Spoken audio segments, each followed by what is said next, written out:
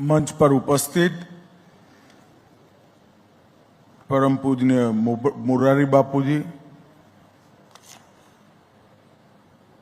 स्वामी श्री अचलानंदाचार्य जी महाराज, मध्य प्रदेश के लोकप्रिय और यशस्वी गृह मुख्यमंत्री श्रीमान मोहन यादव जी, उप मुख्यमंत्री राजेंद्र जी, बहन प्रतिमा बागरी जी, श्री निखिल मुंडले जी,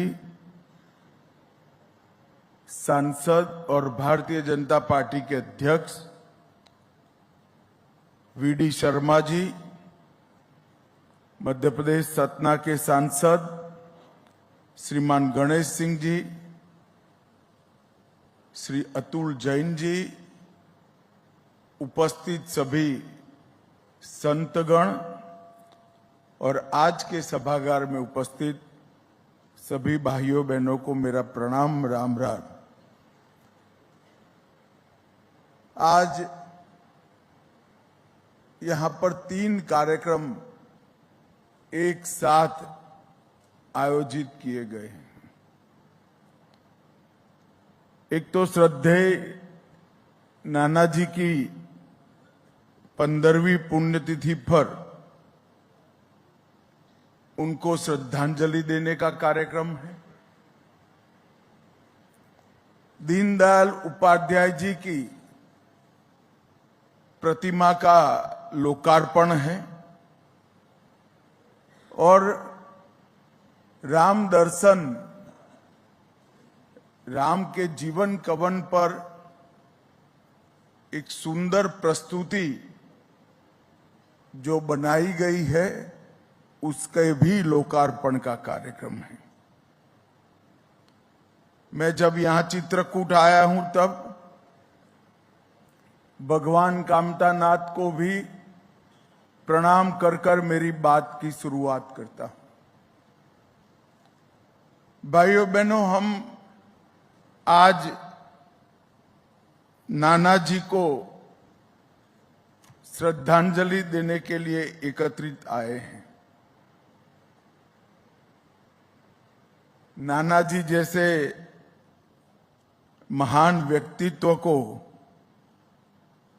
श्रद्धांजलि देना ये अपने आप में कितना उचित है वो मुझे मालूम नहीं है। कुछ लोगों के जीवन ऐसे होते हैं, वो कुछ वर्षों तक नहीं युगों तक अपना असर छोड़ते हैं और युग को परिवर्तनकारी बनाने का काम करते हैं। नानाजी देशमुख उसमें से एक।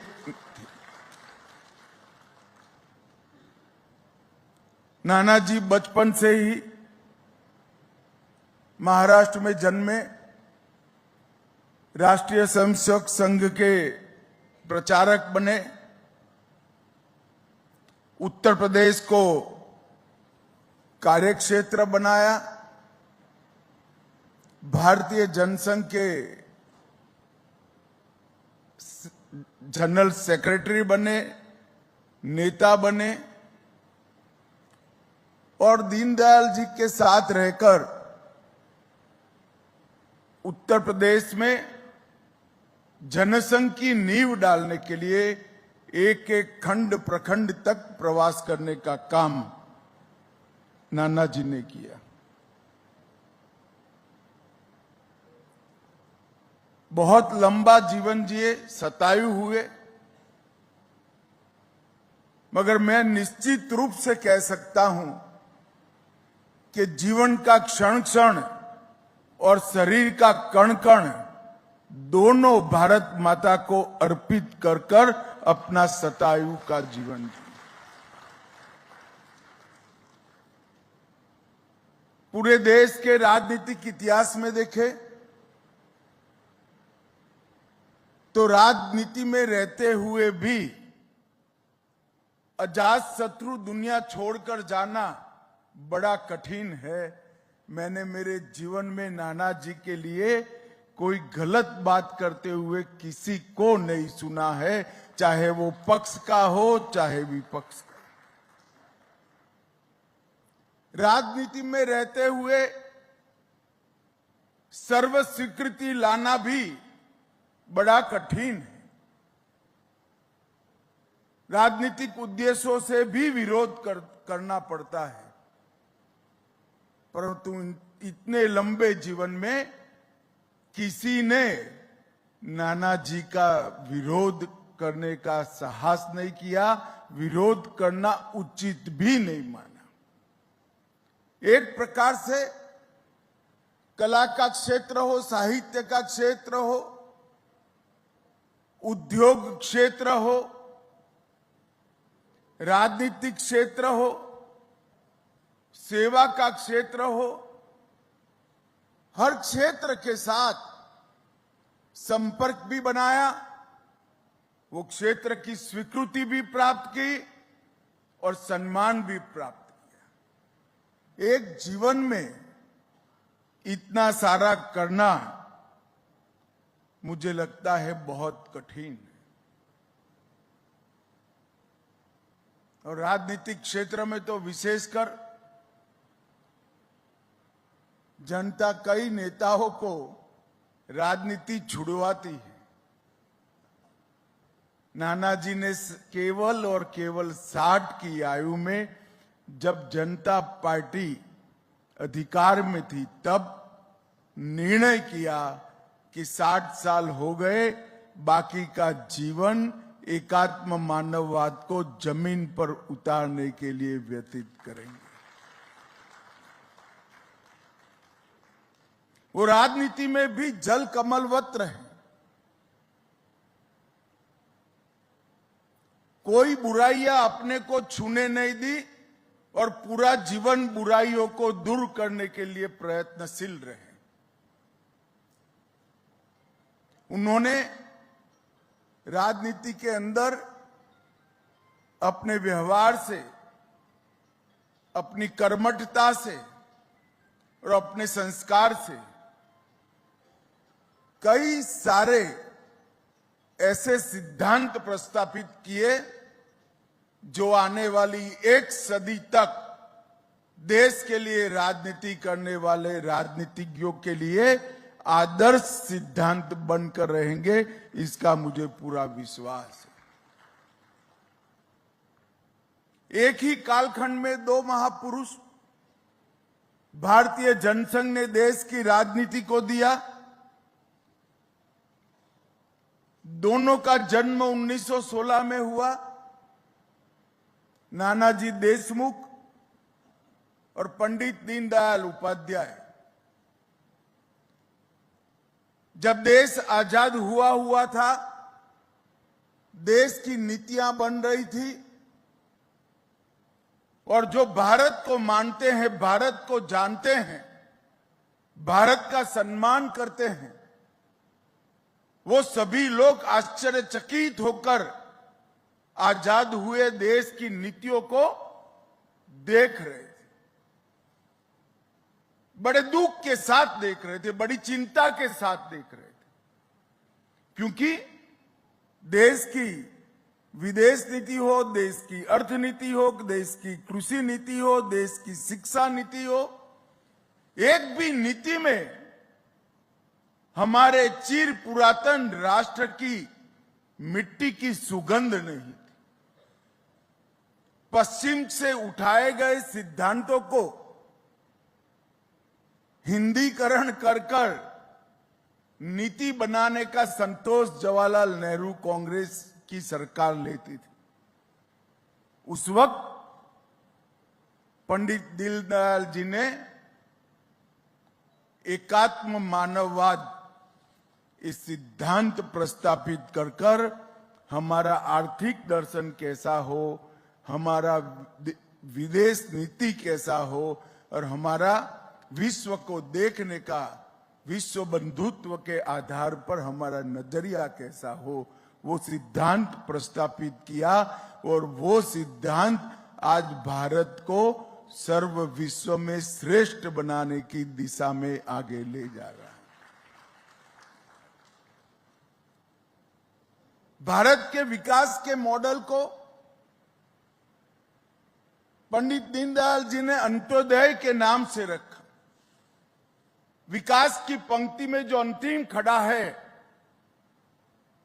जब तक इसका विकास नहीं होता, विकास कितना भी हो जाए उसके मायने नहीं रहते। अंतिम व्यक्ति का विकास ये राष्ट्र के विकास का परिचायक होना चाहिए। और विकास होना भी चाहिए, मगर विरासत को साथ में रखकर करना चाहिए। हमारा जो है उसको आगे बरकरार रखकर आगे बढ़कर विकास करना चाहिए। और ये दोनों सिद्धांत, मैं बड़ी बड़ी बात बता रहा हूं क्योंकि मैं नाना जी के रेफरेंस में बात कर रहा हूं। एकात्म मानववाद के दोनों चीजों को बहुत सारे लोग एक आदर्श विचार मानते थे, मगर मनोमन कहते थे, कुछ मुखर कर कहते थे, इसको जमीन पर कैसे उतारना, ये संभव ही नहीं। 50-60 करोड़ गरीब लोगों के विकास को एक साथ लेकर अगर राष्ट्र का विकास करने चलेंगे तो राष्ट्र ही तो दुनिया की सापेक्षता में पीछे पड़ जाएगा। ये यक्ष प्रश्न ये विचारधारा पर खड़े होते थे। और नाना जी ने जब राजनीति छोड़ा तब ग्रामोत्थान के माध्यम से अंत्योदय के सिद्धांत को जमीन पर उतारने के लिए चित्रकूट को उन्होंने अपना कार्य क्षेत्र बनाया। और आज पीछे मुड़कर देखते हैं तो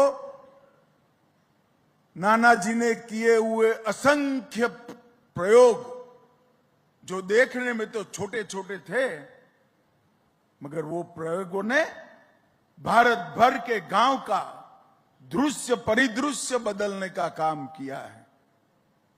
भारत के हर गरीब को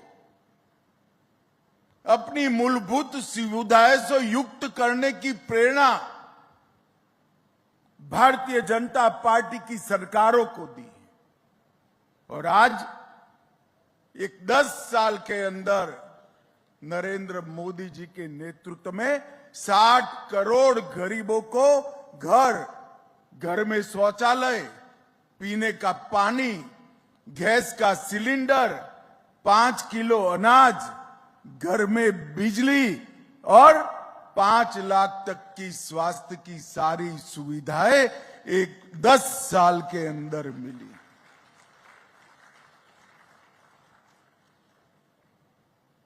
और ग्रामीण विकास का जो प्रकल्प नाना जी ने आगे बढ़ाया,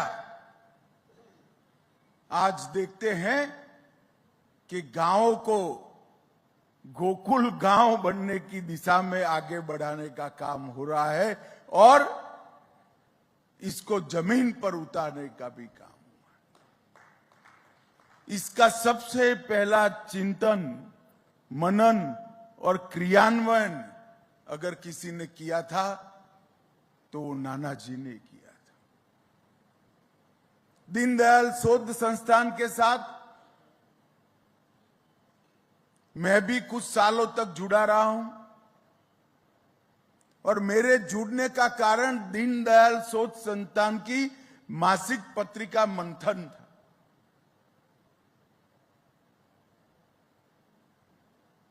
भारतीय जनता पार्टी और पूरे परिवार की विचारधारा को जितनी स्पष्टता से मंथन के अंदर व्याख्यायित किया गया, मैं मानता हूं वो मंथन भारतीय जनता पार्टी के कार्यकर्ताओं के लिए वेद और उपनिषद से जरा भी नीचा स्थान नहीं रखता है। भारतीयता को बरकरार रखते हुए हमारी कृषि कैसी हो, भारतीयता को बरकरार रखते हुए आधुनिक से आधुनिक शिक्षा भारत में कैसे लाया जाए और भारतीयता को बरकरार रखते हुए वसुधैव कुटुंबकम के विचार को समग्र विश्व के अंदर कैसे प्रस्तापित किया जाए और अंत्योदय के आधार पर इस देश का विकास कैसे हो। कई सारी देश की समस्याओं को नानाजी के नेतृत्व में बने एक वैचारिक समूह ने मंथन के माध्यम से देश भर के राजनीतिक कार्यकर्ताओं के लिए रखने का काम किया और आज भी मेरे जैसे लाखों कार्यकर्ताओं के लिए ढेर सारी पहेलियों का रेफरेंस बुक अगर कोई एक है तो वो पुराने मंथन के अंक है। इसके माध्यम से ही कई सारी समस्याओं का समाधान होता है। भाइयों बहनों, नानाजी कुशल संगठक थे। जब इंदिरा गांधी जी ने देश में आपातकाल लगाया, लोकतंत्र पर और लोगों की स्वतंत्रता पर कुठाराघात किया, ढेर सारा विपक्ष बिखरा बिखरा था, मगर जन चेतना थी, जन चेतना जागरूक हो गई थी। 19 महीनों के बड़े संघर्ष ने लोगों को डिक्टेटरशिप के खिलाफ खड़ा कर दिया था। लोग जनतंत्र को, लोकतंत्र को बचाना चाहते थे। चुनाव हुआ, इंदिरा जी का घोर पराजय हुआ, लोकतंत्र की विजय हुई। दुनिया भर के राजनीतिक पंडित सोच रहे थे कि अब क्या होगा, ये सब बिखर जाएंगे, मगर जेपी के साथ रहकर नानाजी उन चुनिंदा नेताओं में थे जिन्होंने जनता पार्टी की रचना में बहुत बड़ी भूमिका अदा की और एक पहली गैर कांग्रेसी सरकार इस देश में अस्तित्व में आई और लोकतंत्र आगे बढ़ गया। कई बार एक छोटा सा काम देश को बहुत बड़े संकट से बचा लेता है। जनता पार्टी की रचना के वक्त मैंने कई वरिष्ठ जनसंघ के नेताओं से सुना था, आज भी कह रहे हैं कि जब जनसंघ का विलय जनता पार्टी में हुआ, ढेर सारे लोग अपने युवा बेटे की मृत्यु जितना शोक कर रहे थे, मगर उस वक्त नानाजी ने दल नहीं, राष्ट्र प्रथम का निर्णय और राष्ट्र प्रथम का सिद्धांत प्रस्तापित कर कर जनता पार्टी बनाने का काम किया और उसके बाद से आज तक किसी की हिम्मत नहीं है कि आपातकाल लगाए। वो जो उदाहरण प्रस्तापित हुआ, वो उदाहरण ने देश के लोकतंत्र को एक बहुत बड़ी ताकत देने का काम किया। उसी चुनाव में नानाजी बलरामपुर से जीते,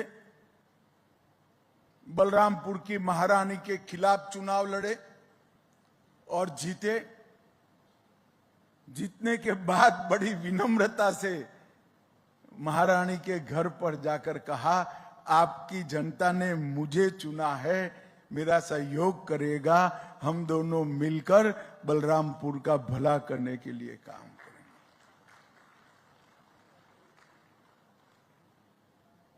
ये उदात्त भावना राजनीतिक क्षेत्र में काम करने वाले हर कार्यकर्ता, हर नेता के लिए पथ प्रदर्शक है। वही रास्ते पर चलने का प्रयास करना चाहिए। नानाजी के समग्र व्यक्तित्व को देखें तो पूरा जीवन संघ के संस्कारों से संस्कारित रहा। इसके साथ साथ तिलक महाराज का राष्ट्रवाद और गांधी जी का ग्राम स्वराज, ये तीनों का अद्भुत मेल अगर किसी एक व्यक्ति में देखने को मिलता है तो वो व्यक्ति का नाम नानाजी देशमुख है। और इसीलिए डॉक्टर एपीजे अब्दुल कलाम ने उनको राष्ट्र ऋषि की उपाधि दी कि एक राष्ट्र ऋषि की भांति नानाजी ने कांतिमय जीवन जिया है और कई लोगों के जीवन में कांति का प्रसार करने का काम किया है। और मैं मानता हूं कि अब्दुल कलाम जी ने ठीक ही उपाधि दी थी और जैसे ही पूर्ण बहुमत की भारतीय जनता पार्टी की सरकार बनी, जरा भी देर करे बगैर नरेंद्र मोदी जी ने नानाजी को भारत रत्न की उपाधि देने का भी कहा। कई बड़े बड़े व्यक्ति बड़ी उपाधि से अलंकृत होते हैं और कई ऐसे व्यक्ति होते हैं जिनकी प्रसिद्धि ज्यादा नहीं होती मगर उपाधि उनको मिलने से उपाधि अलंकृत होती है। वो नानाजी उसमें से एक। मैंने नजदीक से नानाजी को देखा है, जिन्होंने नहीं देखा है उसको ये सारी चीजें समझना बड़ा कठिन है। आज की राजनीति में कहीं स्टेज पर स्थान एक की जगह 2 नंबर का मिल जाए और फोटो में बीच में कोई आ जाए तो भी सुबह सुबह अखबार देखकर मन खट्टा हो जाता है। स्वयं राजनीति छोड़कर 60 साल से 100 साल के 40 साल का सुदीर्घ काल तिल की तरह अपने आप को घिसते घिसते घिसते राष्ट्र की सेवा में लगाना, ये उत्कृष्ट राष्ट्रभक्ति कभी न खत्म होने वाली राष्ट्रभक्ति हो तभी हो सकता है। और वो नानाजी ने कर दिखाया है। आज हजारों की संख्या में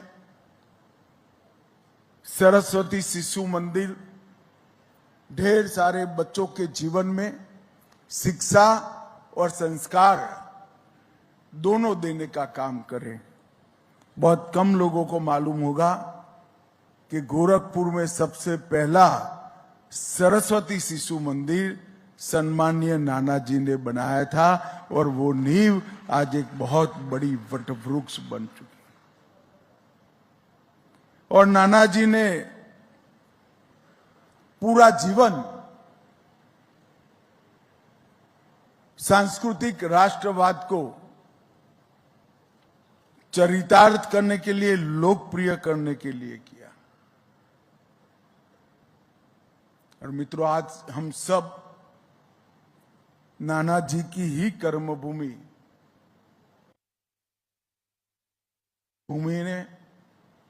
भूमि को प्रभु श्री राम और गोस्वामी तुलसीदास जी ने पावन किया। इस भूमि पर आज नानाजी को श्रद्धांजलि दे रहे हैं।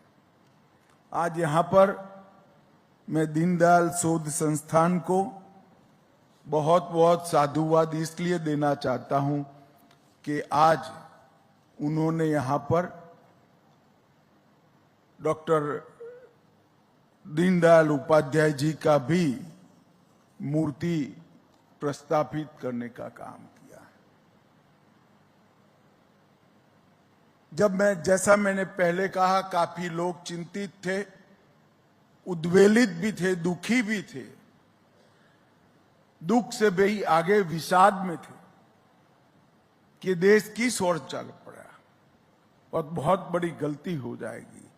उस वक्त भारतीय जनसंघ के संस्थापक सदस्यों में से एक दीनदयाल जी थे।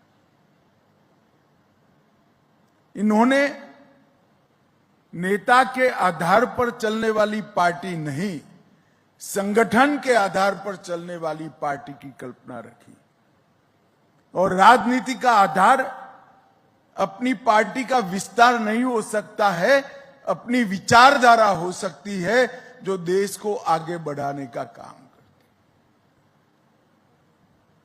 वो भारतीय जनसंघ की स्थापना में दीनदयाल जी का बहुत बड़ा योगदान रहा। उन्होंने हमारे सारे सिद्धांतों को,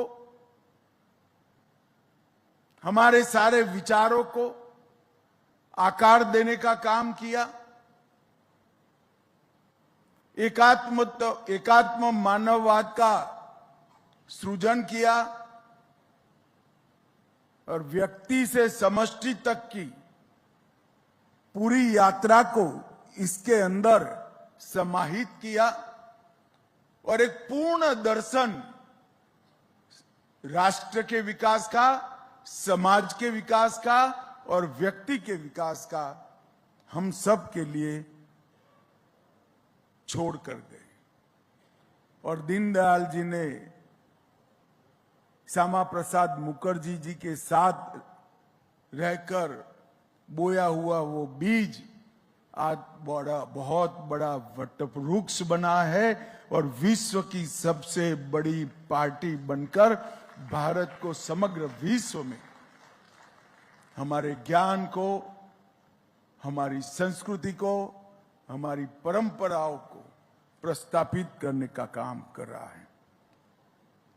आज मैं जब यहां आया हूं तब ये चित्रकूट धाम सब भारतवासियों के लिए श्रद्धा का केंद्र है। प्रभु श्री राम ने सबसे ज्यादा समय अपने वनवास में कहीं बिताया तो यहीं बिताया। यहां कामता नाथ स्वयं विराजमान है। महर्षि भारद्वाज, वाल्मीकि, अत्रि, कुछ समय अगस्त्य भी, ये सब ने इस ऊर्जावान भूमि पर रहकर विश्व कल्याण के लिए चिंतन किया है। आज उसी भूमि पर नानाजी की कर्म भूमि पर मैं नानाजी को श्रद्धांजलि देने आया हूं